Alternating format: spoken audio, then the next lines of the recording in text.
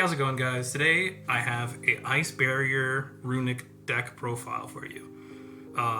This deck's pretty sweet. Definitely one of the cooler things you can do with Runick other than playing Runick Stun. And yeah, let's get into it. Okay, to start off, we're playing triple Hexa, triple Mirror Mage, 2 Gorgas, 2 of the Speaker, and 1 General. You'll notice in this deck list, I don't actually play any Revealers.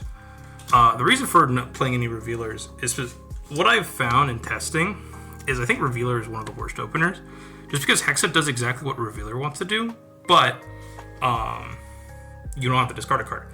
And typically what would end up happening is I would go normal Revealer, effective Revealer, pitch whatever card I had, my opponent would Ash Blossom, and then I would activate any Runick spell to special summon Hugin out. So like, I don't know, tip summon Hugin, go Hugin effect to add the Fountain, and then my opponent would improve the Hugin. So then I'd be left with 1 card in my hand. Unless that 1 card in my hand was extremely playable, I would lose. So I think Revealer is unironically a brick. Like, I never want to open Revealer. I would rather open up Hexa. And the only like argument I've seen with Revealer is it's anti-nib.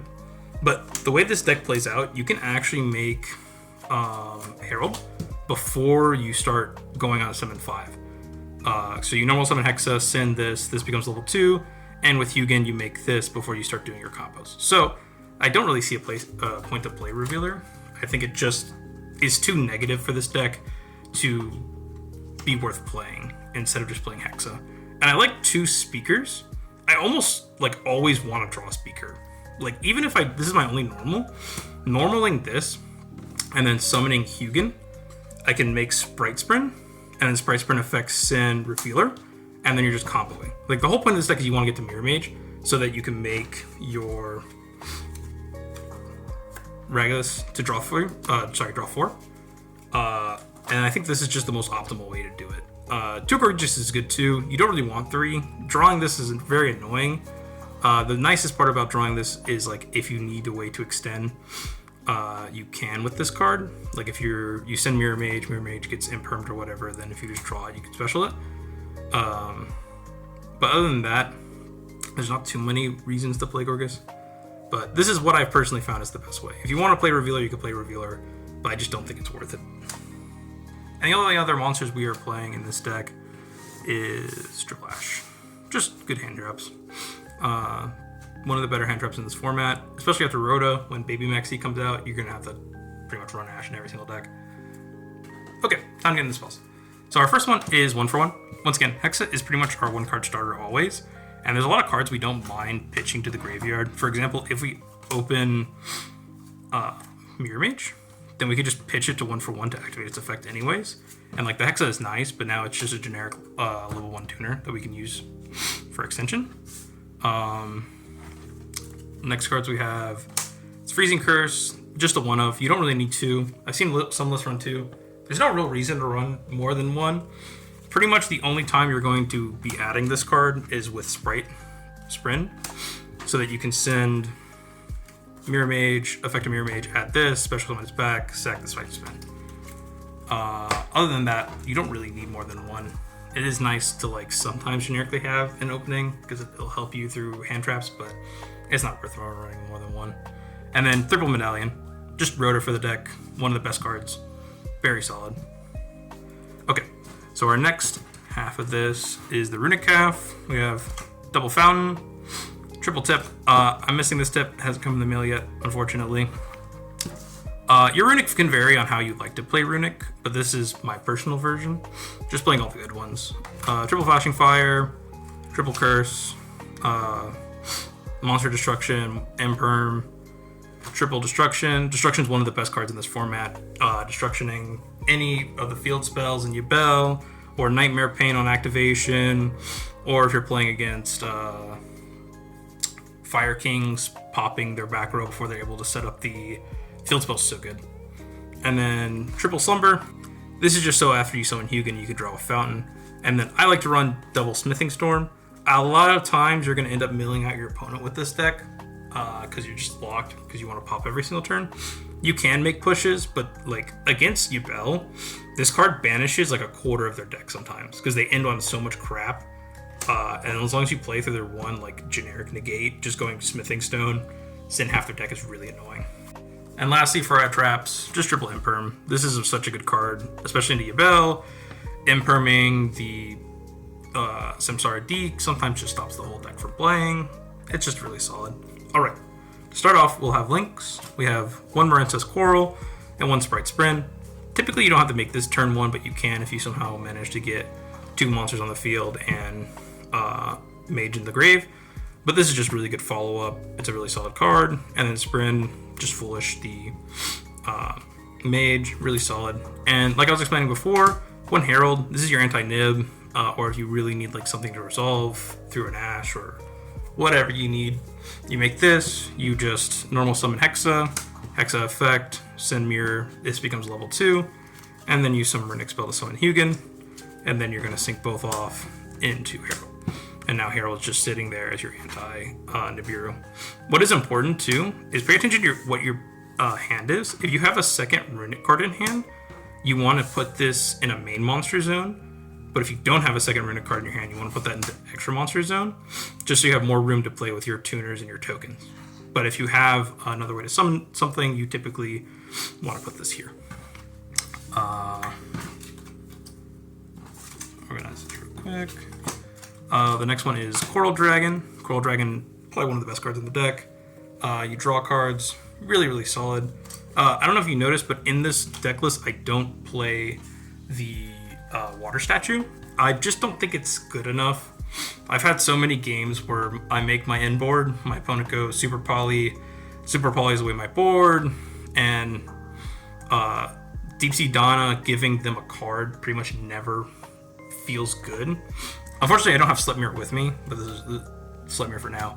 The best thing to do is with Slepmere, banish an extra deck monster, then Deep Sea Prima Donna, shuffle the extra monster back into the extra deck, and the Slepmere, and then on end phase, Slepmere will summon back, but the extra deck monster won't, which is really, really cool. The next thing I have is Adamancer Beta Ragite. Just spell a trap negate. You never reveal the rock. We don't really play Nib, and I just don't think it's worth it. This next card and this card are the most interchangeable ones.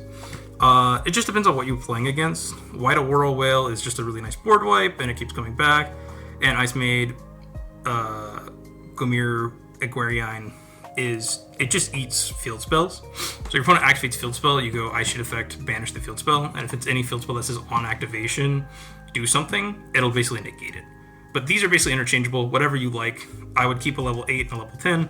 If you want to replace this for Chang-Chi, you can. If you want to replace this for a second Adamancipator or any other like generic extender, you can. But these are really good. They've served me pretty well in the deck, so I like to keep those in. The next thing is Ravenous Croco Dragon. Sorry. This card is crazy. So if you don't know, this card lets you draw 4 in the combo. But typically you want to make a Coral Dragon first, so that this card is only going to end up drawing you 3. The basic combo is you go Mirror Mage, sack a monster, make 3 tokens, and then you have Speaker of the Ice Barrier in your graveyard. You banish Speaker, make 1 more token. You want to make Coral Dragon first. If your opponent knows how to play against this deck, they're waiting for you to summon this to make you not go +4. So, like I was saying, you're going to go Chainlink 1 Coral, Chainlink 2 Ravenous to dodge Ash Blossom, because they're going to end up ashing the draw 1 instead of draw 3. And in Runick, I don't know if you know, but drawing 4 cards is kind of insane. The last few cards we have here to round up the extra are 1 Trish and 1 Broniac. Now, these both cards are kind of crazy. You could debatably play the level 11 Trish, but typically the way I summon Trish isn't actually summoning Trish. 90% of the time the way I summon Trish is off of Broniac getting super polyed. And typically when you get super polyed, you're going to want to summon the OG Trish, because you're going to super poly this away, and whatever generic extender you have, typically it's one of these or one of these. These are both gone, right? You summon the Trish, you can banish 1 card in random in hand, 1 card in the grave, typically the card they're pitched for super poly, and 1 card on field, so whatever they summon. So this card is just the best target. I pretty much almost never summon this card.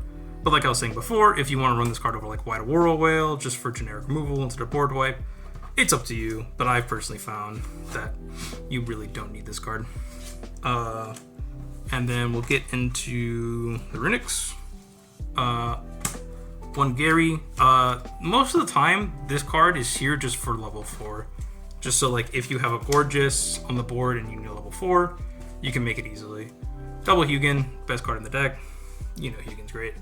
Generic level 2, it helps you make your Ravenous Croc. And then the Sletmere. Fortunately, we don't have it yet. It's coming in the mail. So the side deck is kind of generic. You can add in more Runick spells if you want to diversify what you're doing with Runick. But for me personally, this is what has been best for me. Double Effect Veiler, Enubel. Once again, Effect Veilers and Imprints are probably the best card. Double Droll. Droll is at that point in the format where it's either the best card in the deck or just does nothing. Especially against Ebel. Depending on how they open, they look at Droll and they just blink. It's not really that good. Double D Barrier, sorry. Barrier is really good into Tempai. I still see some Tempai players walking around and it just kind of auto wins against it. And especially after Rage of the Abyss, I think Dimensional Barrier is going to become great again. Just because everyone who's playing Tempai is going to be playing the Baby Maxi. And you just kind of need to have a way to stop them from playing. And that's one of the ways. One Gozen. You can debatably run Gozen in the main. It's a 41 card list, just because I'm bad at cutting cards. I really don't know what I should cut, but you can run Gozen in the main. I don't think it's too necessary, just because this format's kind of weird. Most people are playing like Darks, and like it doesn't come up too much, but when it does, it kind of went through the game, you know? Triple Evenly plus triple Droplet, generic going second stuff. When you go second, you throw these in over whatever you want to cut out of the deck. And 2 Cosmic Cyclones. This is just for Runick Stun. People play it still. You can remove their field spell. You can remove whatever. It pretty much just auto wins you the game, depending on what you're playing against. Another 2 cards you can debatably run in your extra is Warlock and Winds. So if you don't know what Winds does, you can tribute as many Ice Barrier monsters you control, summon them many level 4 lower monsters from your deck. The reason why I say to run this, because Warlock plus Gorgeous pretty much auto wins you the game against the Yabel matchup. Just because Gorgeous says any card in the graveyard can activate, and Warlock says you can't activate spells or traps. Spells you have to set before you activate them. Basically, it's Anti-Spell Fragrance and Abyss Dweller. And both of these cards, your Yabel opponent will look at them and pretty much not have a way to out it. Unless they draw Imperm, which a lot of decks are playing Imperm. So, I don't know. It's very solid. All their like normal summons pretty much can't beat over these monsters. And most of the time it's very difficult for them to make a Link 2. And even if they do make a Link 2, you will probably have some form of Runick spell to pop it or do something with it. So, it is like an option. I personally cut it. I don't think it's good enough, like generically. I would rather have War in my extra deck to play through other decks than one matchup. And honestly, the Bell matchup is pretty like okay with this deck for the most part, just because you have so much Runick stuff to out what they're playing, where it's like, oh, I summon Hugin, I Imperm, I summon Shavara or Yama, I pop it, I activate the field spell, or I activate Nightmare Pain, I pop it, you know? So I don't think that's 100% needed. It's just something that if you are having difficulty with that matchup, you can run it. Anyways, that's it for the deck profile. I don't think this deck's going to change too much after Rage of the Abyss. Obviously, you're going to want to have triple of Baby Maxi in your extra, or in your side, sorry. So probably cut one of these hand traps, maybe cut a Cosmic Cyclone or 2, but I do think Runick Stone's still going to be an issue after this release.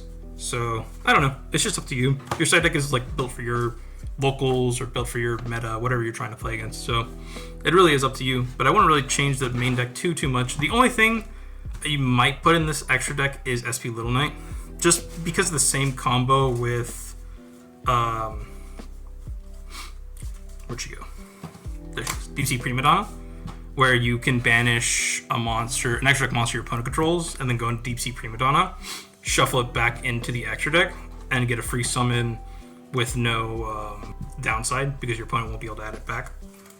But yeah. But anyways, I hope you enjoyed the video. If you have any comments, any likes, please do. Maybe subscribe a little. I want to work on my Furia Bell list. That'll probably be the next episode that I make on this channel.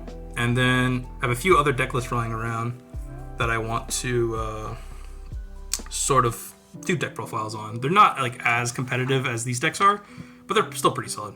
Anyways, thank you for watching. I'll see you in the next video. Bye.